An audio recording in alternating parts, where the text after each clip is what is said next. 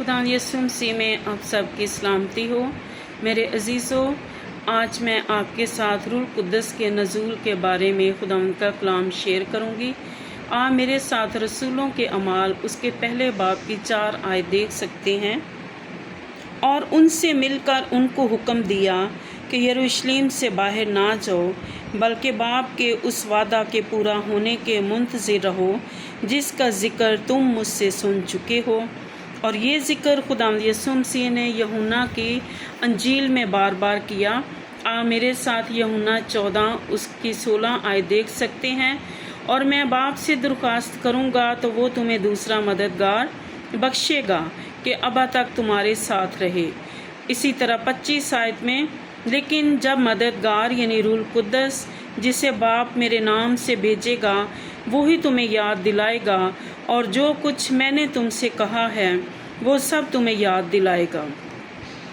یوحنا 15 اس کی 26-27 آیت بھی ہم پڑھیں گے۔ لیکن جب وہ مددگار آئے گا جس کو میں تمہارے پاس باپ کی طرف سے بھیجوں گا،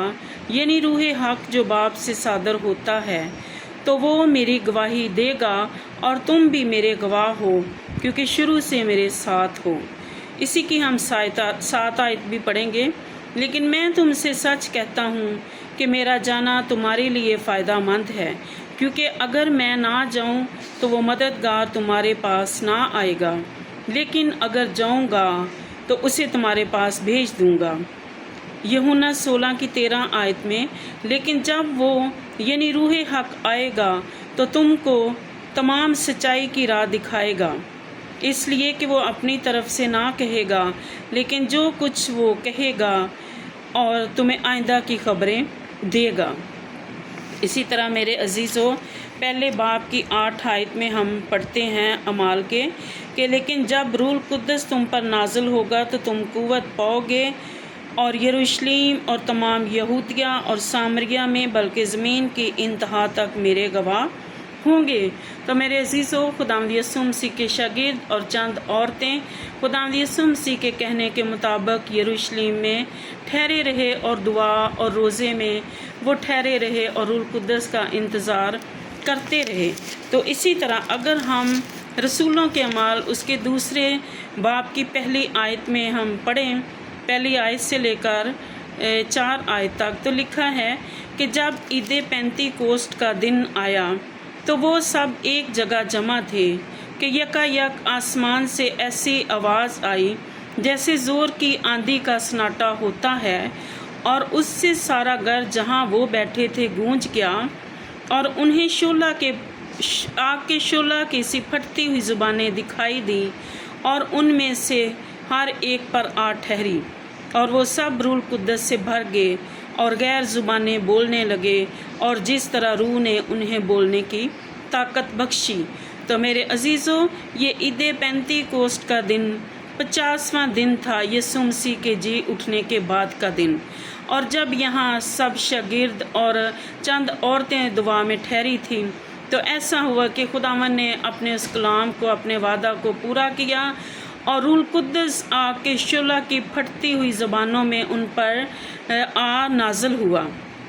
تو میرے عزیزو، آگ کے شعلہ کی پھٹتی ہوئی زبانوں میں ہی روح القدس کیوں آیا؟ کیونکہ آگ زبان کو پاک کرتی ہے، اور زبان کی صورت میں اس لیے آیا کہ ان کی زبان ہی خداوند نے تبدیل کی، اور وہ سب غیر زبان میں دعا کرنے لگے جس طرح روح نے انہیں بولنے کی توفیق بخشی۔ تو میرے عزیزو، اس کا یہ فرق ہوا کہ جتنے لوگ وہاں پر بیٹھے تھے، جب انہوں نے دیکھا کہ اتنی بڑی آواز اور اتنی بڑی بھیڑ جب انہوں نے دیکھی تو وہ دنگ رہ گئے۔ لوگوں کا شور، وہ غیر زبان میں اونچی دعا کر رہے ہیں، تو وہاں ہر قسم کے یہودی لوگ بھی شامل تھے، تو وہ دنگ رہ گئے کہ انہیں کیا ہوا ہے۔ اور میرے عزیزوں، وہاں پر 12 قسم کی غیر قومیں جمع تھی جن کو اپنی ہی زبان میں خدا کا کلام وہ سن رہے تھے۔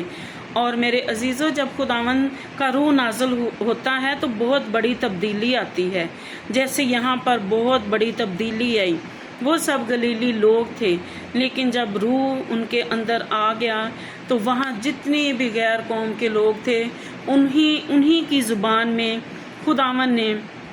اپنے بڑے بڑے کاموں کو ظاہر کیا،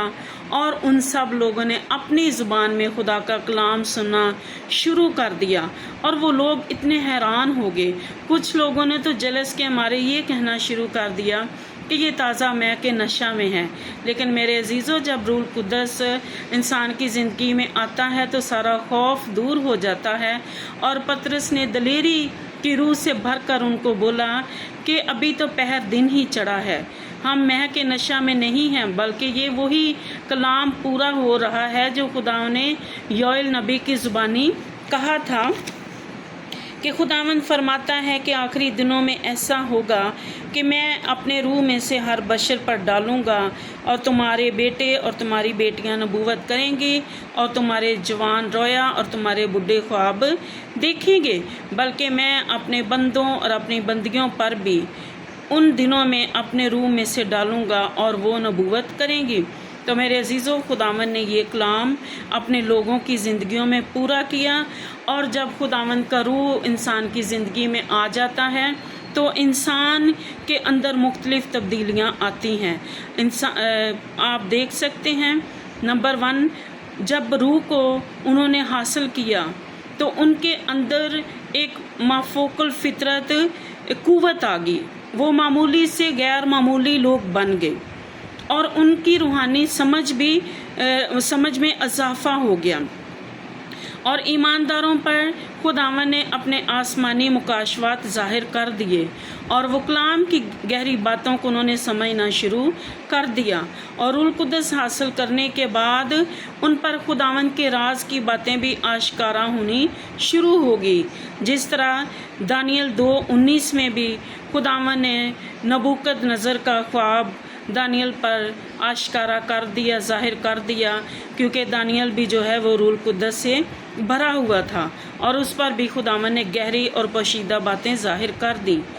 روح القدس لینے کے بعد انسان میں تبدیلی آتی ہے، اور ایماندار روح میں ہو کر دعا کرتے ہیں، جیسے پالوس رسول کہتا ہے کہ میں روح سے بھی اور عقل سے بھی دعا کروں گا۔ اور روح کو حاصل کرنے کے بعد انسان کے اندر قوت اور دلیری آتی ہے، جیسے پطرس نے دلیر ہو کر خداوند کا کلام سنانا شروع کر دیا، اور 3000 لوگوں نے ایک ہی وقت میں خداوند یسوع مسیح کو اپنا نجات دہندہ قبول کیا، اور انہوں نے بپتسمہ لیا۔ اسی طرح اگر ہم صدرک میشک ابدنجو کو بھی دیکھیں اور دانیل کو بھی دیکھیں تو وہ بھی خداوند کے روح سے بھرے ہوئے تھے، اور انہوں نے آگ کی جھیل میں اور شیروں کی ماند میں بھی جانے سے دریغ نہ کیا۔ تو اسی طرح جب ہم روح القدس سے بھر جاتے ہیں تو ہم گناہ پر بھی فتح پاتے ہیں، پھر ہم روح کے وسیلہ سے بدن کے کاموں کو بھی نیست کرتے ہیں، اور پھر ہم روح القدس کے وسیلہ سے خداوند کے ساتھ پاکیزگی کے ساتھ زندگی گزارنا شروع کر دیتے ہیں۔ تو میرے عزیزو، ہم سبوں کو چاہیے کہ ہم سب بھی روح القدس کو لینے کی اپنے اندر بھوک اور پیاس رکھیں، تاکہ ہم معمولی زندگی سے نکل کر غیر معمولی زندگی خداوند کے ساتھ گزاریں اور پاکیزگی کی حالت میں رہیں، اور ہم دوسروں کی شفاعت کرنے والے بن جائیں، دوسروں کو بچانے والے بن جائیں، اور خداوند کا کلام مقدس لوگوں کو دلیری کے ساتھ سنائیں، تاکہ ہم خود بھی بدلیں اور ہم دوسروں کو بھی بچانے کا سبب بن جائیں۔ خداوند اس کلام کے وسیلہ سے آپ سب کو بڑی برکت دے، آمین۔